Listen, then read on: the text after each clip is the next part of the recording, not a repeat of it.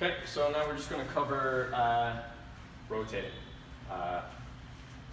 So what we're going to try and do with the rotation is just build up an awareness of being able to move from your upper back and not from your lower back. Alright? So oftentimes when we rotate, we won't actually move through the T-spine, which has got a lot of range of motion, and we'll get that from the lower back, which doesn't have a lot of range of motion, and then we'll end up with lower back pain. Okay? So the first thing we're going to do that is grab the foam roller, or whatever you have, and you're going to pop it between your legs, and you're going to squeeze that really, really hard. You're going to grab your shoulders, okay, and you're going to rotate in one direction. Good, as far as you can. Perfect, that's fine. And then in the opposite direction.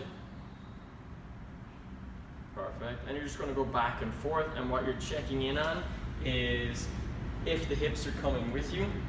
Can we do it without taking the hips? So they're not, that's excellent. Are the ribs caving down? Are you actually just caving as opposed to rotating? Which they're not, so she's staying really tall and she's moving over that rib cage, which is really nice. Good. Perfect. That's fine. Now there's a bunch of different ways we can go with this, but we'll move quickly along and we'll add in some weight. So she's going to grab the club.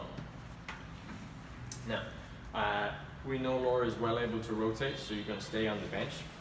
The next progression, she's going to take the foam roller away just to speed this up, but if you're still working on isolating or compartmentalizing the spine, you're going to keep the foam roller there when you add in the weight. Okay? And now she's just going to rotate, keeping the weight in the center of the body. Good. Checking in with all the other stuff we've worked on so far, those nice long, wide collarbones, big rib cage supporting everything. Good. And a common mistake we'll see is that we don't actually rotate, we just move the club around the body. So make sure you're keeping the center of the club, or whatever you're using, to the center of the chest, and we're actually rotating from there. Okay? Next piece, we're going to add in extension to that, right? So flexion of the shoulders, and we're going to have to work on not letting that extend the back. So we're going to bring the club over the head. Okay? So now the temptation is to let the ribs go and to arch that back excessively. And if we do that while we rotate, we're going to rotate in that lower back, and that's going to be kind of pinchy and painful. Might even cause a problem. So we're looking for lots of core strength. Okay, lots and lots of core strength here from the front, keeping those ribs together and trying to rotate with the same degrees. This time keeping the weight bang in the middle of the shoulder blades as opposed to the center of the chest. Excellent. Good. Now bring it over the head. Rotate towards me. Bring it over your head. Rotate in the opposite direction. Pull over the head. Good. Come back over the head. Rotate towards me and pull down. Good. Okay, awesome. Up onto your feet, and we're just going to do the exact same things from the feet. Okay, so now it's much harder because we're bringing the knees, the ankles, and the hips into play.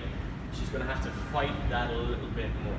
Okay, as the weight gets heavier, we're allowing for a little bit more from the hips, but we're really just learning the ability to move from the upper back without having to take the whole body with us. All right, just getting that awareness is what we're doing right now. So same drill.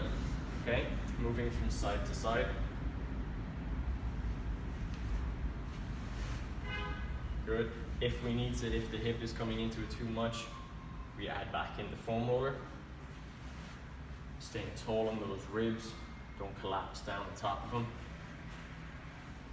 Okay, so now you're starting to cave here. Notice from side to side. Build up that. Good. Okay. Now, what we can also think about say you're rotating towards your right, I want you to push your left leg in the opposite direction. Okay, so you're gonna get that counterbalance. Good, perfect. And then same thing, let's bring it back over your head. Again, we're fighting that extension. You rotate, pull, back, rotate, pull, good, back, rotate, watch those hips, push in the opposite direction, pull, good, pop the club down, and come into a half kneeling position. So one knee. So now just some options that we can go with, all right? We can just start rotating in different positions, all right? Seeing if we can get into that awareness of moving the upper back while the hips are stable. Half kneeling is a great one to mess around with because it's very hard for you to stay stable and move the hips. So if I rotate down and I let my hips come with me, I'm pretty much gonna fall, okay? So you can add in the kettlebell. So grab the kettlebell, hold it upside down, okay? And now rotate, bring the kettlebell up, not using the biceps, but the torque of your rotation. Yes, good. And then as you come back down, you're driving in, keeping the hips solid. Upper back does the rotating, not the hips. Perfect, excellent. Okay, so there we have the basics of rotation. From there, we can go into all the fun stuff that we do with the kettlebells and the dumbbells and the maces and all that stuff. Alrighty, there's rotation. Done. Okay.